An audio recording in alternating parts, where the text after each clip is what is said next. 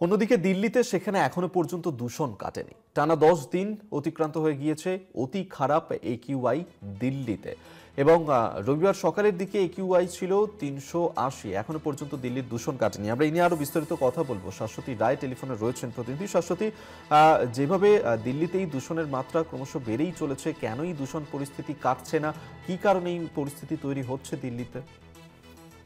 দেখো, টানা দীর্ঘ 2 সপ্তাহ জুড়েই এই দিল্লির বায়ু দূষণ তা কিন্তু চরম পর্যায়ে অবস্থানরত। 380 কয়েক জায়গায়, সেক্ষেত্রে কয়েক জায়গায় একিউআই লেভেল কিছুটা হলেও নিম্নমুখী হলেও এখনো পর্যন্ত গুরুত্বপূর্ণ যে জায়গাগুলো, অর্থাৎ যে জায়গাগুলোতে একিউআই লেভেল অত্যন্ত বেশি ছিল, সেগুলোতে কিন্তু এখনো সিভিয়ার অবস্থাতেই রয়েছে বায়ু দূষণের মাত্রা। যেরকম আনন্দ বিহারে আজকে সকাল 10টায় ন্যাশনাল পলিউশন বোর্ডের যে ইন্ডেক্স, তার থেকে যা তথ্য মিলছে সেই অনুযায়ী আনন্দ বিহারের আজকে সকাল 10টার একিউআই লেভেল 432, অশোক বিহারের 422, রোহিণীতে 438 এবং বিবেক নাগারে সেক্ষেত্রে 443।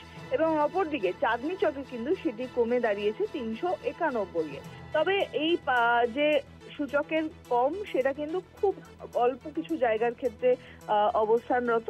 বর্তমানে ইতিমধ্যেই প্রশাসনের তরফ থেকে গ্র্যাপ গ্রেড 3 এবং গ্রেড 4 এর ব্যবস্থা নেওয়া হচ্ছে, অর্থাৎ বেশ কিছু নির্দেশিকা বা নিয়মাবলীর ব্যবস্থা নেওয়া হয়েছে। যেরকম প্রত্যেকটি শহরের বিভিন্ন প্রান্তে জল ছেটানো হচ্ছে যাতে ধুলোকণা না প্রচন্ড পরিমাণে ওড়ে, এবং যে সমস্ত জায়গায় নির্মীয়মান বিল্ডিং তৈরি হচ্ছিল সেখানের কাজগুলোকে বন্ধ রাখা হয়েছে।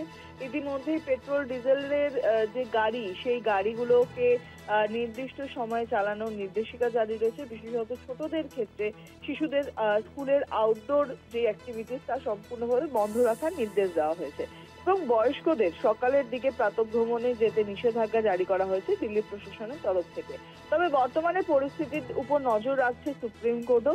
তাদের নজরদারিতেই এই প্রশাসনের তরফ থেকে গ্র্যাব গ্রেড 3 এবং 4 এর যে ব্যবস্থা তা কিন্তু চলছে, এবং যাতে পরিস্থিতি নিয়ন্ত্রণে আসে সেই দিকেই নজরদারি থাকছে। বিশেষত এই দূষণের অন্যতম কারণ তাপমাত্রার হেরফের, এবং তার সঙ্গে সঙ্গে পার্শ্ববর্তী রাজ্য পাঞ্জাব এবং হরিয়ানার একাধিক জায়গায় প্রচুর পরিমাণে যে ধানি জমি, বিভিন্ন ক্ষেত, সেগুলোকে জ্বালিয়ে দেওয়া হয়, এবং তার থেকেই এই ধোঁয়া বা ধূলিকণা বা ছাই তা কিন্তু বাতাসে মেশে, এবং সব থেকে বেশি এই দূষণের এফেক্ট পড়ে আমাদের রাজধানীর ওপর।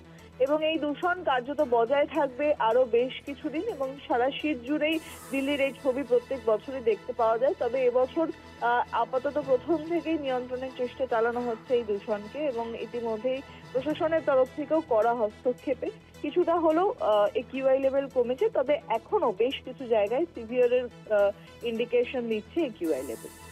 ধন্যবাদ শাশ্বতী রায় টেলিফোনে ছিলেন প্রতিনিধি।